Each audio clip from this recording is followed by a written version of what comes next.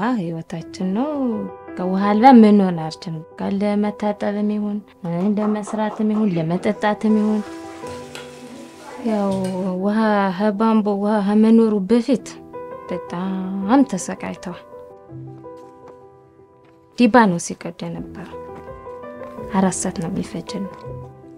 በቀን 2 ጊዜ እንሄዳለን ቆሻሻ ውሃ እንቀዳለን በጣም እንትን እስካሁን በቃ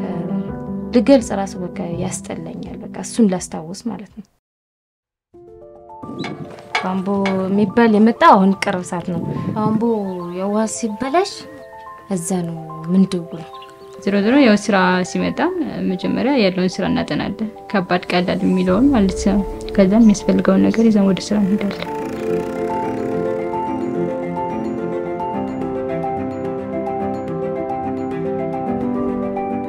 የተጎዱ ማህበረሰቦችን እንደገና ተጠቅመው ደስተኛ ሆነው እነሱ ደስተኛ ሆነው ማለት እና በንጹህ አቅርቦት እየተጠቀሙ ማለት ያ ለኔ ደስተኛ የሚያደርገኝ ያ ነው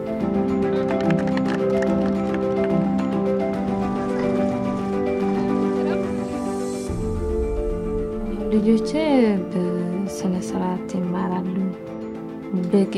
ንጹህ አግኝተው በአይምሯቸውን በንስና ነው የሚማሩ